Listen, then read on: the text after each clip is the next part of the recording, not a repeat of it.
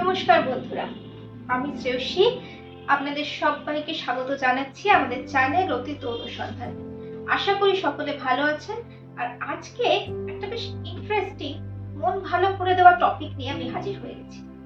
আচ্ছা, তার আগে ধরুন যদি আপনাদেরকে প্রশ্ন করা হয় যে আপনাদের প্রিয় খাবার কি, চোখ বুজে অধিকাংশ মানুষ বলবেন বিরিয়ানি। বিরিয়ানি নামটা শুনলেই মন ভালো হয়ে যায়, একটু খিদেও পেয়ে যায়। আসলে বিরিয়ানির নানা রকম হেরফের আছে, স্বাদের হেরফের আছে, রান্না করার পদ্ধতির হেরফের আছে, কিন্তু biryani is biryani. Say chicken, mutton, ডিম, আলু যাই হোক না কেন।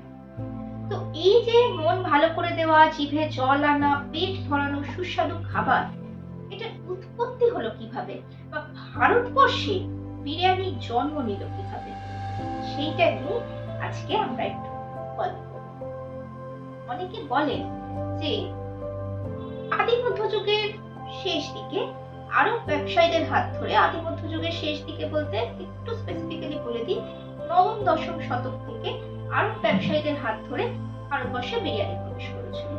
আবার কেউ কেউ বলে যে তৈমুর লং যখন ভারত আক্রমণ করে তখন নাকি বিরিয়ানি প্রবেশ করেছিল। সেটা তো খ্রিস্টীয় চতুর্দশ শতক। কিন্তু বিরিয়ানির জন্ম সম্পর্কে একটা খুব প্রচলিত গল্প আছে, বেশ জনপ্রিয়। সেটা হচ্ছে সম্রাট শাহজাহানের স্ত্রী মমতাজ মহল, তিনি নাকি প্রথম বিরিয়ানি সৃষ্টি করেছিলেন, তিনি নাকি প্রথম বিরিয়ানি রান্নাও করেছিলেন। গল্পটা এরকম যে শাহজাহান তখন জাহাঙ্গীরের বিরুদ্ধে বাগী হয়েছেন, মানে বিদ্রোহ ঘোষণা করেছেন দিল্লির সম্রাটের, এবং স্ত্রী পুত্র পরিবার নিয়ে, সৈন্যবাহিনী নিয়ে তিনি তখন দক্ষিণের বিভিন্ন রাজ্যে ঘুরে বেড়াচ্ছেন। তো এমনই এক দিন মমতাজের মনে হলো যে সৈন্যবাহিনীদের ঠিক কিরকম অবস্থা, এই যে এত পথ তাদের ঘুরে বেড়াতে হচ্ছে, তারা কেমন আছে একটু দেখতে যাবেন। তিনি সৈন্য শিবির তত্ত্বাবধানে গেলেন এবং গিয়ে দেখলেন সৈন্যদের খুবই বেহাল অবস্থা, ঠিক মতো খাওয়া দাওয়া হয় না, তারা ক্লান্ত বিধ্বস্ত, অথচ টাকা পয়সা খুব কিছু নেই। তখন মমতাজ নিজের বুদ্ধি খাটিয়ে একটা পদ রান্না করলেন। ভাত, মাংস এবং মশলা একসঙ্গে মিশিয়ে একটা সুগন্ধি পদ, যেটা খেতেও সুস্বাদু, পেটও ভরাবে এবং পুষ্টিকর, সেইটাই নাকি বিরিয়ানি। এটা তো প্রচলিত জনপ্রিয় গল্প, কিন্তু যদি ইতিহাস ঘাটা যায় তাহলে দেখা যায় মোগল সম্রাটরা আসার অনেক আগে থেকেই ভারতবর্ষে একদম বিরিয়ানি না হলেও বিরিয়ানির গোত্রীয় কিছু খাবার খাওয়ার প্রচলন ছিল। আর তার সাক্ষী দেয় খোদ মহাভারত। হ্যাঁ, সাধে কি আর বলে যা নেই ভারতে তা নেই, ভারতে মানে যা নেই মহাভারতে তা নেই ভারতবর্ষে। মহাভারতে আমরা পলান্ন নামের একটি শব্দের উল্লেখ পাই। পলান্ন একটি খাবারের পদ, এবং একাধিকবার এই পলান্নের উল্লেখ আছে। কখনো যুধিষ্ঠিরের রাজস্ব যজ্ঞে পলান্ন দিয়ে ব্রাহ্মণদের আপ্যায়ন করা হচ্ছে, কখনো ধৃতরাষ্ট্র এবং দুর্যোধনের কথোপকথনে উঠে আসছে পলান্ন খাবার কথা, খুবই সুস্বাদু খেতে। এবার এই পদ শব্দটির অর্থ সংস্কৃতে মাংস, অন্ন মানে ভাত, তাহলে ভাত এবং মাংস একসঙ্গে মিশিয়ে যে রান্না হয় সেটাই পলান্ন। পলান্ন কি বিরিয়ানি? দেখা যাক আর কি কি সাক্ষ্য পাই আমরা। তামিল সংস্কৃতিতে, প্রাচীন তামিল সংস্কৃতিতে, তামিল সাহিত্যে আমরা আরেকটি শব্দ পাই, কুরুক্কাল বা কুজুঙ্গাল। এই কুরুক্কাল শব্দটা আবার বৈদিক সাহিত্যে বা সংস্কৃত ভাষায় এসে হয়ে যাচ্ছে পুলাকা। এই পুলাকার উল্লেখ খ্রিস্টীয় পঞ্চম শতকের চার্কোপল্প স্মৃতিতেও রয়েছে। আবার যদি আরেকটু পিছিয়ে যাই, যখন আলেকজান্ডার ভারত আক্রমণ করেছিলেন তখন তিনি নাকি সামারখান, কাবুল, কান্দাহার এইসব জায়গায় পিলাফ নামে একটি সুস্বাদু পদের সন্ধান পান। পিলাফ বা ইরানীয় ভাষায় পেলাভ, এটাও কিন্তু এই ভাত এবং মাংস একসঙ্গে রান্না করা একটি পদ। এখন একটু ভেবে দেখুন তো, পলান্ন, পুলাকা, পিলাফ, পেলাভ, এই সবকটা পদ একটা শব্দের দিকে ইন্ডিকেট করে, সেটা হচ্ছে পোলাও। যদি ভাষাগত অপভ্রংশের দিকে খেয়াল রাখেন তাহলে এই পিলাফ থেকে পোলাও বা পেলাভ থেকে পোলাও এসছে, এটা হতেই পারে। এখন আলেকজান্ডার যে পদটির সন্ধান পেয়েছিলেন, বা তামিল সংস্কৃতির কুরুক্কাল বা বৈদিক সাহিত্যের পুলাকা, এটা পোলাও এর পূর্বসূরি রূপে অনেকেই মনে করেছেন। কারণ সবসময় যে এতে মাংস দেওয়া হতো এমন কথা নয়, মাংস ছাড়াও শুধু ভাত দিয়েও এই পদটি রান্না করা হতো। কাজেই পিলাফ বা পেলাফ বা পুলাকা পোলাওয়ের পূর্বসূরি, কিন্তু পলান্ন অবশ্যই বিরিয়ানি গোত্রীয় একটা পদ, বিরিয়ানি নয় কিন্তু বিরিয়ানি জাতীয়, কারণ পল মানে মাংস। এখন কথা ঠিক যে মহাভারতে যতই যাই উল্লেখ থাক, আমরা যে বিরিয়ানি বর্তমানে খাই এবং সেটাকে যেভাবে রান্না করি, এই দুটো পদ্ধতি এসছে তুর্কি মুসলিমদের হাত ধরে। তুর্কিরা মূলত যাযাবর জাতি এবং তারা যোদ্ধা, তাই তাদের এমন খাবারের প্রয়োজন ছিল যেটা ঝটপট বানিয়ে ফেলা যায়। আর এখন যে এভাবে আমরা বিরিয়ানি রান্না করি, ভাজা ভাত, ভাজা মাংস, মশলা সব একসঙ্গে একটা হাঁড়ির মধ্যে দিয়ে তার মুখ বন্ধ করে দমে বসিয়ে দিলে ধিমে আঁচে বিরিয়ানি রেডি। এই পদ্ধতিটা অবশ্যই তুর্কি মুসলিমদের হাত ধরেই ভারতবর্ষে এসেছে। আর বিরিয়ানি শব্দটাও কিন্তু ফার্সি শব্দ, এসেছে ইরান থেকে।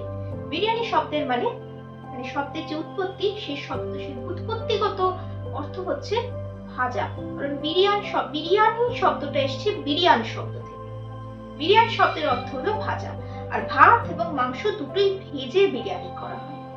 কাজেই যেভাবে আমরা এখন বিরিয়ানি স্বাদ পাই, সেটা অবশ্যই তুর্কি মুসলিমদের হাত ধরেই ভারতবর্ষে এসেছে, কিন্তু মুঘলদের হাত ধরে সেটা জনপ্রিয় হয়েছে, একথা অস্বীকার করার কোনো উপায় নেই। আমাদের ভারতবর্ষের বিভিন্ন রাজ্যে বিভিন্ন ধরনের বিরিয়ানি প্রচলিত, এবং সেই বিরিয়ানির স্বাদে কিন্তু তারতম্য আছে। যেমন লখনৌয়ের যে আওয়াধি বিরিয়ানি, সেটাতে আমরা মূলত পারফেক্ট ইরানি বিরিয়ানির স্বাদ পাই। তার কারণ লখনৌয়ের নবাবরা আদতে ছিলেন ইরানের লোক, তারা ইরান থেকেই ভারতবর্ষে এসেছিলেন। তাদের রান্নাঘরে, বা যেটাকে আমরা আওয়াধি বিরিয়ানি বলি, লখনৌয়ের রাজধানী অযোধ্যার রান্নাঘরে যে বিরিয়ানি জনপ্রিয় হয়ে উঠেছিল অষ্টাদশ শতকে, সেটা হচ্ছে একদম ইরানি বিরিয়ানি। আবার মোরাদাবাদি বিরিয়ানি, তার স্বাদ আবার একটু অন্যরকম, কারণ সেটা জনপ্রিয় হয়েছিল রোহিলা পাঠানদের হাত ধরে। ঠিক একইভাবে আমাদের পাশেই পূর্ববঙ্গে ঢাকায় খুব বিখ্যাত কাচ্চি বিরিয়ানি।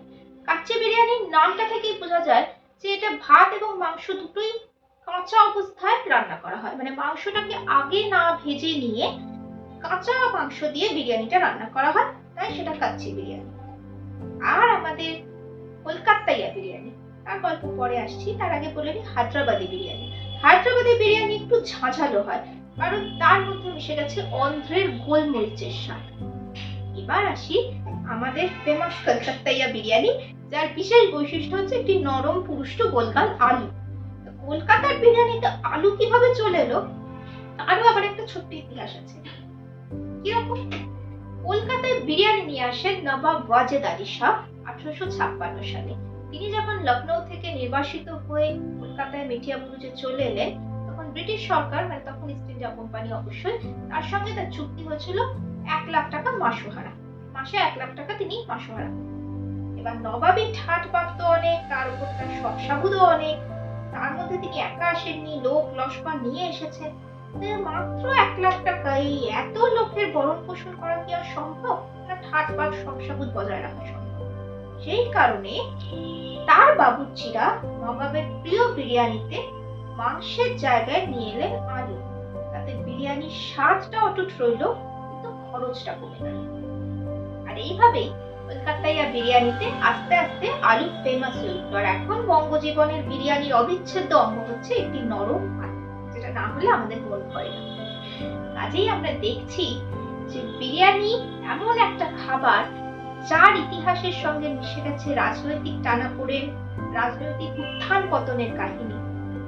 বিভিন্ন রাজবংশ, হিন্দু বা মুসলমান, কখনো তার মধ্যে নানা রকম বাদ বিতণ্ডা, বিদ্রোহ, নির্বাসন, এই সব কিছুর ইতিহাস মিশে আছে বিরিয়ানির ইতিহাসের মধ্যে। শুধুমাত্র ফুড হিস্ট্রি হিসেবে নয়, বিরিয়ানির ইতিহাস খুঁজলে আমরা পলিটিক্যাল, সোশ্যাল অ্যান্ড ইকোনমিক্যাল হিস্ট্রিরও সন্ধান পাই। এমনই বৈচিত্র্য এই বিরিয়ানির মধ্যে, এবং সব থেকে বড় কথা, বিভিন্ন জায়গার নিজস্ব সংস্কৃতি মিশে গেছে বিরিয়ানির স্বাদের মধ্যে। সেই জন্যই কোথাও হায়দ্রাবাদি বিরিয়ানিতে ঝাঁঝ বেশি, কি লখনৌই বিরিয়ানিতে ইরানীয় স্বাদ বেশি, বা আমাদের কলকাতার বিরিয়ানিতে আলু। আর দ্রৌপদীর হেসেল থেকে আজকের আরসালান আমিনিয়া অব্দি আসতে বিরিয়ানিকে অনেকটা পথ পাড়ি দিতে হয়েছে, তবু তার জয়যাত্রা কিন্তু অটুট আছে। অটুটই থাকুক এই কামনা করি। যদি আমাদের এই ভিডিও আপনাদের ভালো লেগে থাকে প্লিজ কমেন্ট করে জানাবেন।